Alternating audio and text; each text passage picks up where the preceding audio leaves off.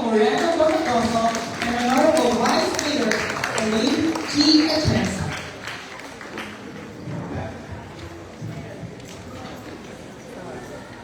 And now, para po sa isang mensahe ng ating pagiging Vice Mayor for Career Readiness Message and Introduction to the Honorable Mayor, may I call on Honorable Vice Mayor Angela Elaine G. Atienza. Magandang umaga sa inyo. Pasensya na yung boses ko, masyado ko kung nakahapon.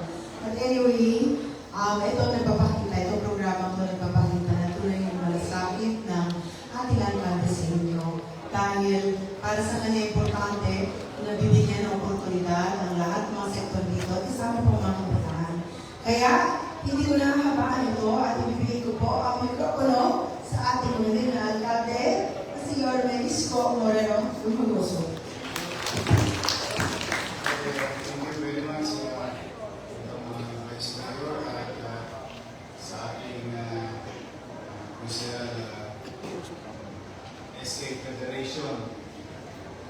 Yan yung iba at hero sa ating peso na nangangayaya. Ang mali dyan kami. Pwede pala tayo. Hindi nangangayaya. Sa paglabati ko, wiki.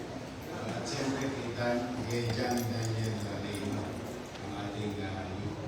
And sa lahat ito, mga kabataan, mga batang Manila, good morning! Good morning! Ito ay isa sa mga programa ng Lungsod ng Manila kung saan magbigay ng extra income, lalong-lalo na sa mga yung nag-eskwela. Siyempre, of course, yung mga out of school but at the same manner, the one who's going to school at least for 11 days, no? 11 days no? The plan ay kayo. On top of the program of the city government, I don't know if yung mga pamilya, kung kayo nag-aaral sa UDM, nag-aaral sa PLN, at saka kung ikaw ay K-12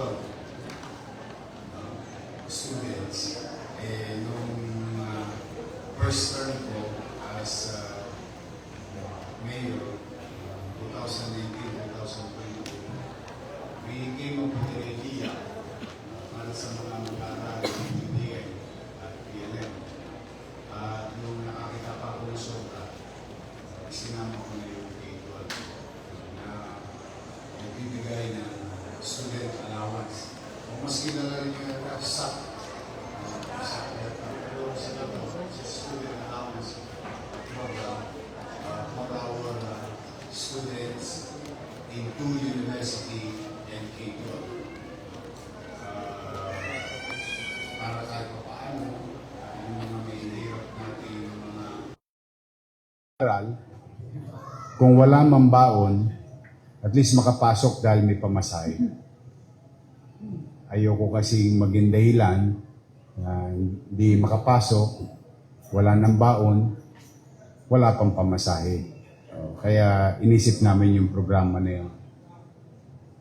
At tong termino ko na to ay pinagpatuloy natin yung ganong programa. At the same manner, simultaneously, we keep on training out-of-school youth or mothers and fathers who wanted to have extra skills for work and makapaghanap buhay under MDSW. Kaya kung, ewan ko, napapanood nyo sa Facebook, every halos quarter, meron tayong graduates for skills training under MDSW. Because we always wanted to provide jobs and promote Manileños. Ipalaganap yung skills, capabilities ng mga tagalungsod ng Maynila para maging attractive sa mga negosyante at i-hire yung mga taga-Maynila. Because the policy of the city is to continue to focus on MBN. No? MBN, minimum basic needs. And speaks of housing, education, healthcare, and jobs. Now, kaya gusto ko talaga magbalik dito muli ang mga negosyante at itangos ko ng ilong na i-alok yung mga batang Maynila na itong mga ino-offer ko sa kanilang mga individual ay fully trained by TESDA and MDSW. Now, here we are today is to give an additional effort of the city government to create some extra cash sa mga batang Maynila in return of an 11-day work. No? So it will continue at papalakihin pa rin namin at nakikita ninyo naman dito sa inyong harapan, puro kabataan din ang namumuno sa programang ito.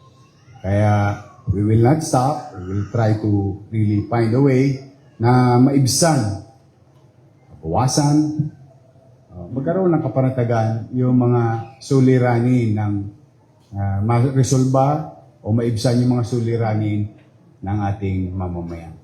So congratulations kayo yung mga napili. Galingan ninyo. Ha? Sayang naman. 2 joints. Oh, wait mo. Steady lang tayo sa Manila. Chill-chill lang tayo. Don't panic.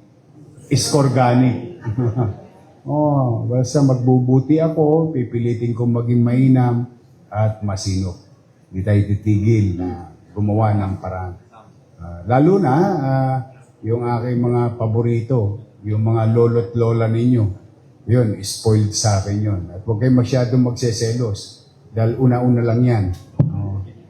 Darating din kayo doon sa edad na yun. For the meantime, pinibigyan ko ng konting kilya yung inyong mga nanay, tatay, lolo't lola. Yung maiparamdam ko sa kanila na mahal sila ng pamahalang lungsod ng Manila.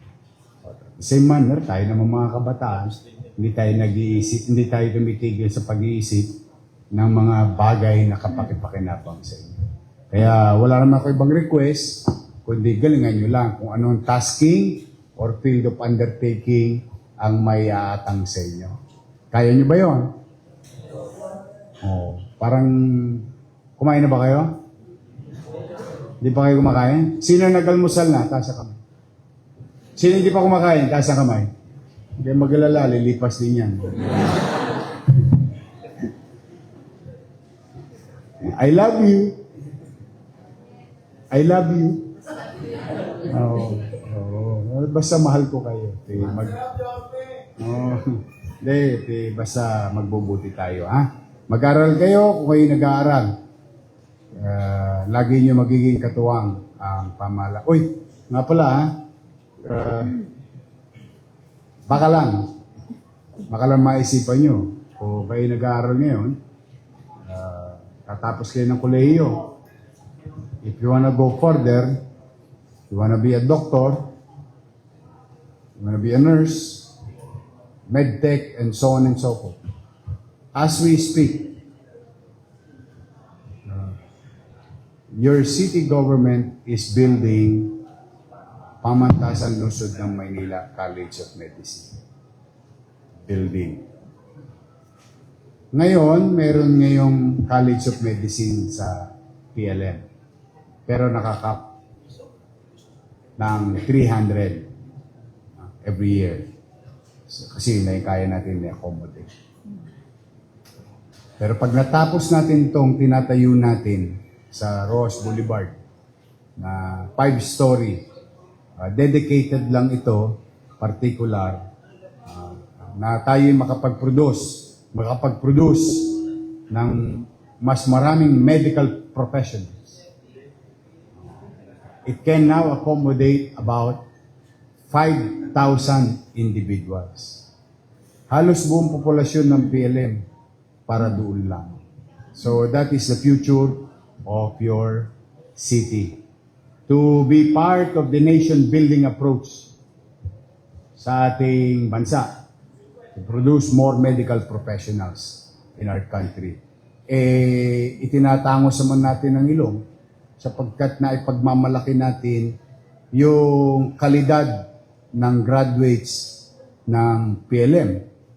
Marami sa kanila, lagi nasa top 10, o kundi pa, top 1 pa, kung minsan.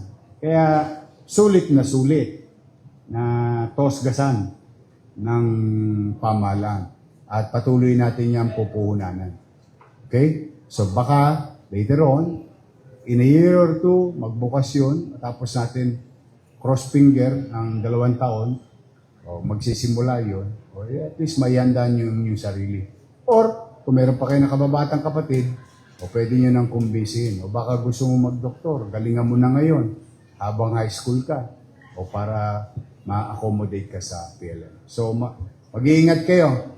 Ha? Eto na to. Pipirmahan ko na. Ha? Excited ba kayo? Yes. Parang gutom na gutom kayo. Ha? Malamya ngayong araw na ito dahil sa panahon, bad weather. Nakakaantok. But anyway, we'll see. We'll go on with this. Maraming salamat po, Honorable Mayor Francisco Isko Moreno Domagoso. Ngayon po, ating pong masasaksihan ang pagpirma po ng internship agreement ng City of Manila represented by the Honorable Mayor Francisco Isko Moreno Domagoso sa pagitan ng 150 Manila Express employee. Witnessed by the Honorable Vice Mayor Angela Lee G. Atienza, Councilor Yan Ibay, Director John Daniel M. Lino, and Director John Hiroshi Umeda.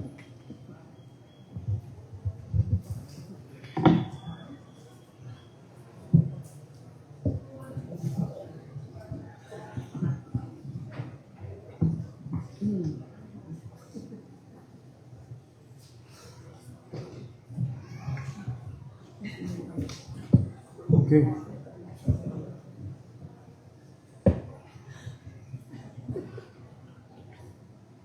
Tawa ka. Ha? Barado ilong mo, ha? Singa mo yan. Oh, okay na. Masaya ako para sa kanila. For them. Ilongin nyo, ha?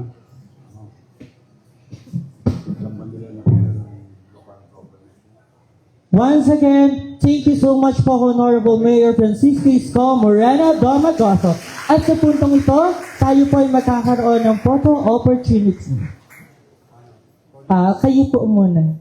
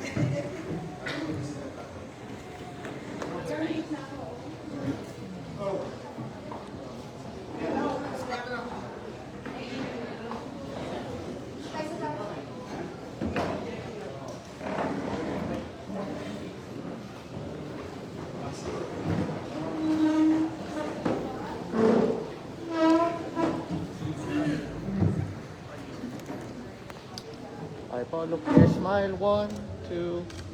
Got first. Ready pa ba? Thank you.